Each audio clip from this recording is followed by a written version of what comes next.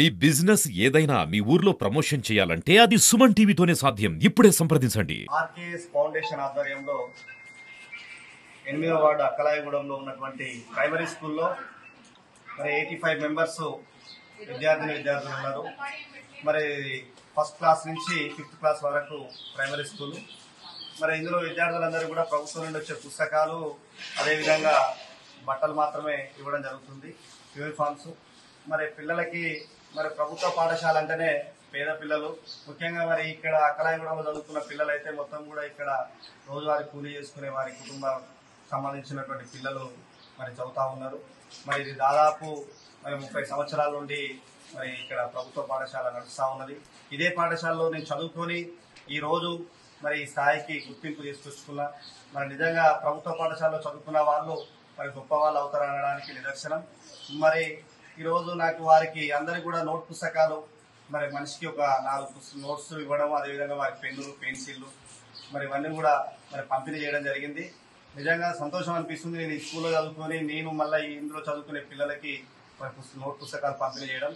RKS foundation ద్వారా మీకు తెలుసు, ఈ నల్గొండ ప్రజలకి అనేక సేవా కార్యక్రమాలు మరి గత 2 సంవత్సరాలుగా మరి నిర్వహిస్తూ ఉన్నాము.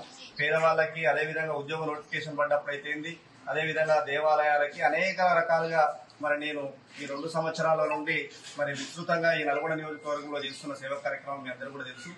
మరి మీ అందరూ కూడా నన్ను ఆదరించి ఈ నల్గొండ నియోజకవర్గంలో నేను ఒక ఇండిపెండెంట్ గా పోటీ చేసినా కూడా నాకు మరి ప్రజలందరూ కూడా ఆదరించారు. నిజంగా ఇలాంటి పేద విద్యార్థులు చదువుకునే పాఠశాలకు మరి ప్రభుత్వం చేయూతనివ్వాల్సిన అవసరం ఉన్నది. వీళ్ళందరూ కూడా బ్యాగ్స్, అదేవిధంగా నోట్ పుస్తకాలు కూడా ప్రభుత్వం మరి పంపిణీ చేయాల్సిన అవసరం ఉన్నదని చెప్పేసి నేను డిమాండ్ చేస్తా ఉన్నాను.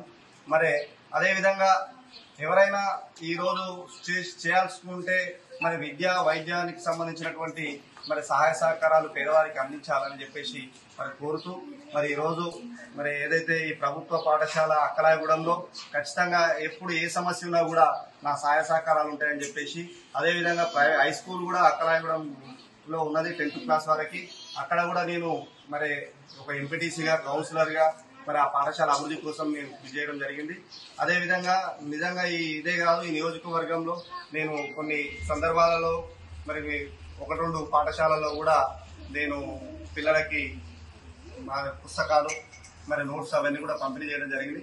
రానున్న రోజుల్లో ఆర్కేఎస్ ఫౌండేషన్ మరి విస్తృతంగా సేవలు చేస్తుందని చెప్పేసి మరి తెలియజేస్తూ, మరి ఇందులో చదువుకునే విద్యార్థులందరూ కూడా ఉన్నత స్థాయికి ఎదగాలని కోరుకుంటూ, మరి మనం చూసినాము ఈ రోజు ప్రభుత్వము మరి గురుకులాలు వచ్చినాయి, ఇంకా కూడా మరి పేదవాళ్ళకి సీట్లు లేక ఇబ్బంది పడతా ఉన్నారు, మరి చదువుకోలేక. ఇలా ప్రైవేటు పాఠశాలలో చదవాలంటే మరి డబ్బుతో కూడుకున్న పని అయిపోయింది.